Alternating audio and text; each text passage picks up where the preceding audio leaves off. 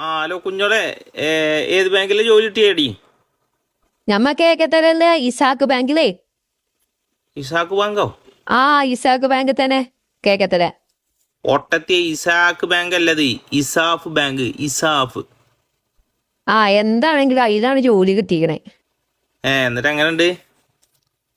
ആ എന്താ കുഴപ്പമൊന്നുമില്ല, അങ്ങനെ പോണു. അതായത് ഇന്ന് ഫസ്റ്റ് ഡേ ആയിരുന്നു, ഇന്ന് പോയിന്ന്. പക്ഷെ എന്നാൽ കസ്റ്റമർ കുറേയൊക്കെ ഓരോ ഇതാണ്. ചിലവര് ചെക്ക് മാറണം എന്നവേ, ചിലവർക്ക് ചെക്ക് മാറാം ഇപ്പൊ തന്നെ വാരി കൊടുക്കാന്നവേ. അങ്ങനൊക്കെ ആകുമ്പോ ഒരു ചൊറയാണ്. മാറിക്കൊടുത്താ പോരെ? ആ അത് പറഞ്ഞപ്പോൾ അന്ന് ഒരാള് വിളിച്ചിങ്ങാണ്ട് എന്നോട് പറയാ, ഒരു ചെക്ക് ഉണ്ട്, അത് മാറാൻ പറ്റുമോ ചോദിച്ചു. അപ്പൊ ഏത് ചെക്കാണോ ചോദിച്ചു. ഇക്കി ബാങ്കിന്റെ പറഞ്ഞു.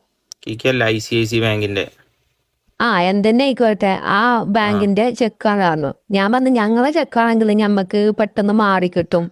പിന്നെ അതർ ബ്രാഞ്ചിന്റെ ചെക്കാണെന്നുണ്ടെങ്കിൽ അത് മാറാന് 3 to 4 വർക്കിംഗ് ഡേയ്സ് ആണ് പിടിച്ചു തന്നു.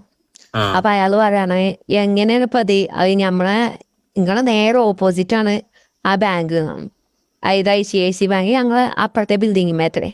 അപ്പൊ മൂപ്പരാ ഇതിനൊക്കെ 3-4 ദിവസം വേണോ, ഒരു ദിവസം കൊണ്ട് തന്നെ തീരൂലേ വെച്ചു. ഞാൻ അയാളോട് പറഞ്ഞ ബാങ്കിന്റെ ആയിട്ടുള്ള മാനദണ്ഡങ്ങളില്ലേ, നിങ്ങൾക്ക് വേണമെന്നുണ്ടെങ്കിൽ ഞാനൊരു ഉദാഹരണം പറഞ്ഞുതരാമായിരുന്നു. ഇപ്പൊ നിങ്ങളൊരു കല്യാണത്തിന് പോവുകയാണ്. അപ്പോൾ കല്യാണത്തിന് പോകുന്ന വഴിക്കൊരു ശ്മശാനത്തിന്റെ അതിലാണ് നിങ്ങൾ പോകുന്നത്. അപ്പൊ അവിടെ വെച്ചുകൊണ്ട് നിങ്ങൾക്കൊരു ഹാർട്ട് അറ്റാക്ക് ഉണ്ടാകും, നിങ്ങൾ പെട്ടെന്നൊരു മരണപ്പെട്ടു. നിങ്ങൾ എന്താ ചെയ്യുക? നേരെ ശ്മശാനത്തിൽ കൊണ്ടുപോയി കുഴിച്ചിടാണോ ചെയ്യുക, അതോ വീട്ടിലെത്തിയിട്ട് മരണാന്തര ചടങ്ങുകളൊക്കെ കഴിഞ്ഞിട്ട് പിന്നെയാണോ അടക്കം ചെയ്യുക? അതിലയാൾക്ക് മനസ്സിലായി. ഉദാഹരണം ഏറ്റിക്കണം.